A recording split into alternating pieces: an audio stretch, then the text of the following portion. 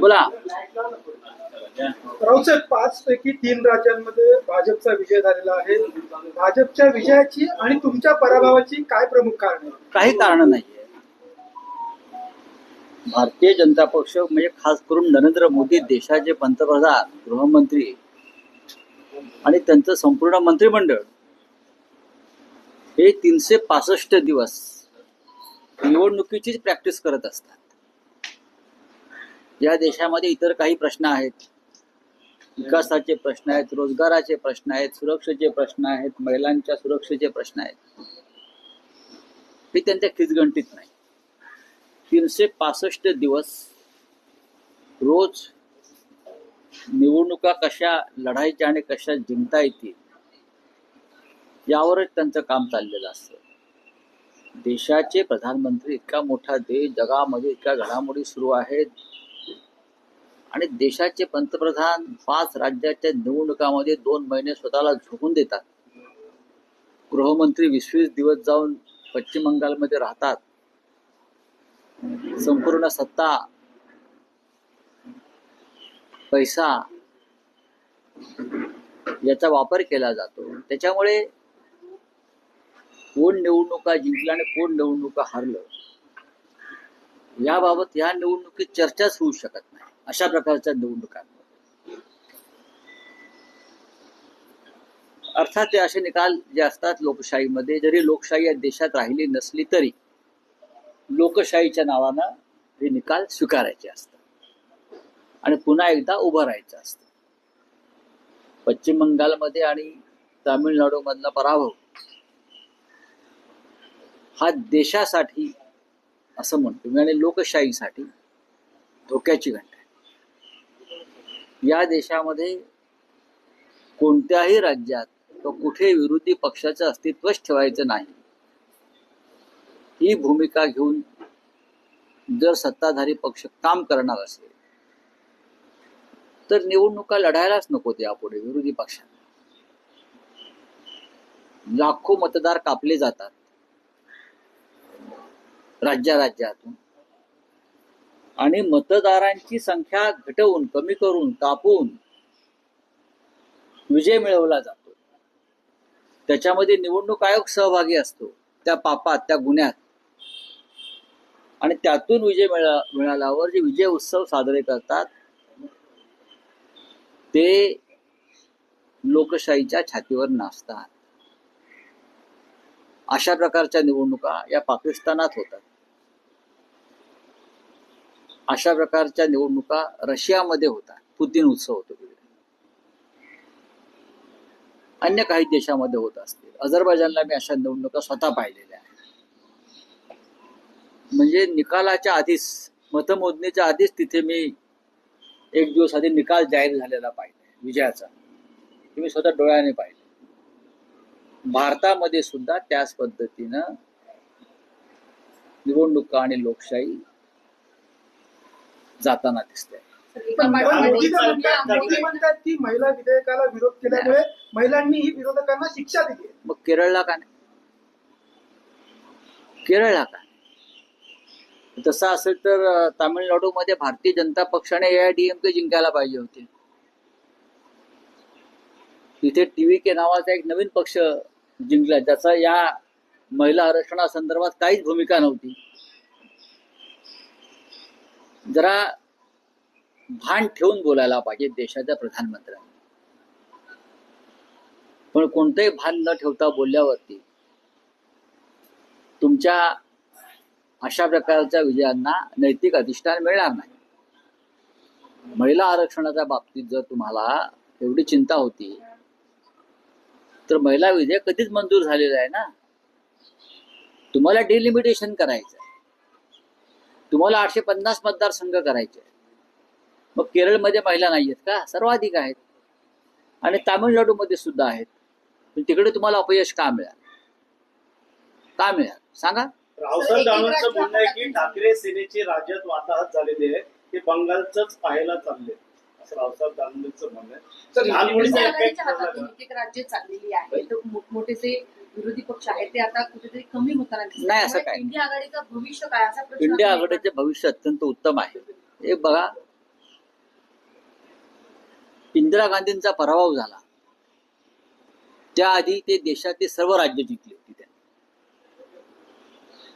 काँग्रेस, इंदिरा गांधी या सर्वोच्च नेत्या होत्या आणि मोदींपेक्षा लोकप्रिय नेत्या होत्या आणि त्यांनी जवळजवळ सर्व राज्यामध्ये आपली सत्ता प्रस्थापित केली होती, पण त्यांचा पराभव लोकांनी नंतर केला. मोदी सुद्धा त्या सर्वोच्च टोकावरती आज आहेत जिथे इंदिरा गांधी होत्या.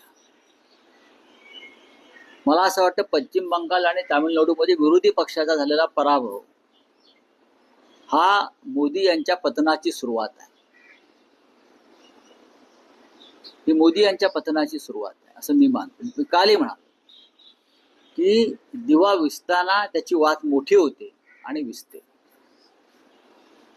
दिव्याची वात मोठी झालेली आहे, तुम्हाला दिवा हळूहळू विसताना दिसेल. हे भारतीय जनता पक्ष हिंदुत्ववादी आहे म्हणून सांगतो. हे शास्त्र आहे, हे हिंदुत्वाचं शास्त्र आहे, म्हणून त्यांना मी त्या शास्त्रामध्ये सांगतो. मोदी काल भाषणामध्ये म्हणाले की युद्धजन्य परिस्थितीमध्ये भारताने सामर्थ्याने सामना केला आणि त्याच्यामुळे हा विजय झालेला आहे. ज्या क्षणी मोदी जिंकले त्या क्षणी भारताचा शेअर बाजार कोसळला आणि त्या क्षणी रुपया कोसळून 96 रुपयावरती लुढकला. हे मोदींना माहिती आहे का?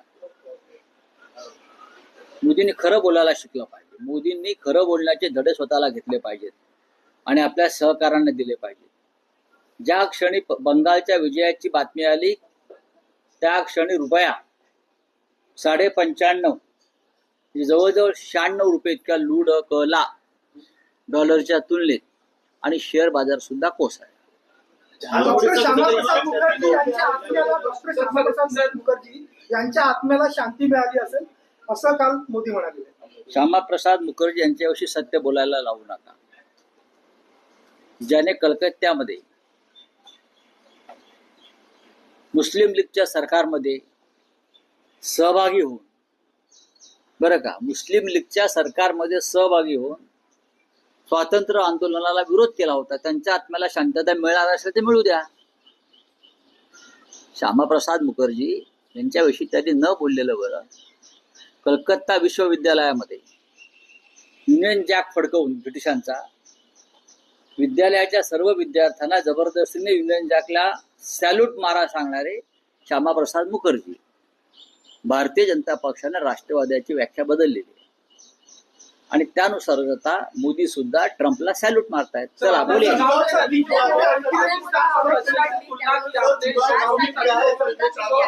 पाकिस्तान और रशिया से आपने तुलना की, किस तरह से मैंने तुलना नहीं की. मुझे आपने सवाल पूछा है, लोगों ने क्या कहा कि ये जीत कैसे हो गई. मैं मानता हूं ये लोकतंत्र की जीत नहीं है. जरूर है मोदी शाह की जीत, ये लोकतंत्र की जीत नहीं है. जिस तरह से पश्चिम बंगाल हो या और राज्यों में एसआईआर के माध्यम से लाखों वोटर्स का नाम काटा गया, इनको वोटिंग का अधिकार नहीं मिला, लाखों लोगों का. ममता बनर्जी का डिफरेंस कितना है? 11 लाख का है. जय पराजय में 11 लाख का डिफरेंस है मेरे हिसाब से, और लगभग 90 लाख और काटे गए. तो जीत कैसी? तो मोदी शाह की जीत हो सकती है. जिस तरह से देश के प्रधानमंत्री, गृह मंत्री एक महीना तक डेरा डालकर बैठे थे पश्चिम बंगाल में, तमिलनाडु में, क्योंकि उनको किसी भी हालत में ममता जी को हराना ही था. वो क्या करूं, पाप से या पुण्य से, लेकिन पाप से हरा दिया. इस प्रकार का चुनाव मैंने पाकिस्तान में देखा है, रशिया में भी देखता हूं मैं, अजरबैजान जैसे देश में मैंने चुनाव देखा. इस प्रकार का चुनाव होता ही नहीं हुआ. नतीजे पहले फिक्स किए जाते हैं और बाद में चुनाव किए जाते हैं. पश्चिम बंगाल में यही हुआ, तमिलनाडु में यही हुआ है. केरल के लोग ज्यादा जागरूक है. क्या बोलते हैं, एंटी इनकमेसी. असम में क्यों नहीं भाई, कौन सा बड़ा काम किया वहां के मुख्यमंत्री ने? सबसे ज्यादा ये जो है एंटी इनकमेसी तो मोदी जी के खिलाफ चल रही थी, चलनी चाहिए. गुजरात के मुख्यमंत्री के खिलाफ चलनी चाहिए.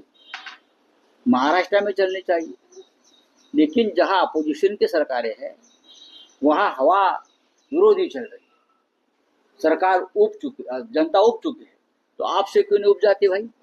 क्या करते हो आप लोग? छोड़ दी। सर प्रधानमंत्री ने धन्यवाद दिया है इलेक्शन कमीशन का और जो इलेक्शन कमीशन को धन्यवाद करना ही चाहिए, और जो गणेश कुमार जी है उनको इंडिया गेट के सामने लाकर उनका बीजेपी ने सत्कार करना चाहिए, सम्मान करना चाहिए, और उनको भारत रत्न भी देना चाहिए, और नोबेल पुरस्कार के लिए उनका नाम भी आगे भेजना चाहिए। जिस तरह से चुनाव आयोग ने काम किया है देश में, अभी के चुनाव आयोग ने, लोकतंत्र नहीं है उसे, इसको लोकतंत्र और निष्पक्ष चुनाव नहीं कहते उसको। ये बीजेपी के साथ उनका अलायंस हो गया, इसलिए बीजेपी जीत गई। सर राहुल गांधी ने सवाल उठाए कि ये जो वोट चोरी किए गए हैं, चुनाव चोरी किया गया, डेफिनेटली राहुल गांधी बार बार बोल रही थी ममता दीदी का ये बहुत बड़ा अपराध है, राहुल गांधी की बात मानी नहीं। अगर राहुल गांधी जी के साथ ममता दीदी बैठती, चर्चा करती, तो कुछ नतीजा और भी आ जाते। राहुल गांधी ने जो जो कहा है वो सच हो गया है। दूरदृष्टि वाला नेता है, विजन है उनको। तो पश्चिम बंगाल का तमिलनाडु का चुनाव चोरी कर लिया। सर आपने क्या कहा, जब दिया बड़ा होता है तो पतंग होने लगता है, प्रधानमंत्री के बारे में कहा। नहीं, देखिए, जब इंदिरा गांधी चुनाव हार गई, कांग्रेस चुनाव हार गई, तो पूरे देश में उनकी सत्ता आई, सभी राज्यों में उनकी सत्ता आई थी लगभग, लेकिन लोगों ने इंदिरा गांधी को हरा दिया। यही मोदी जी का हाल होने वाला है, ये बीजेपी का होने वाला है। उनको लगता है पूरे देश में हमारी सत्ता, हर राज्य में हमारी सत्ता आ गई, अब हम चक्रवर्ती सम्राट हो गए। ऐसा नहीं है। जब जब दिया बुझता है तो उनकी जो हमारे मराठी में बोलते हैं वो बड़ी हो जाती है, आग जोर से आती है और छप बुझ जाती है। बीजेपी का यही होने वाला है।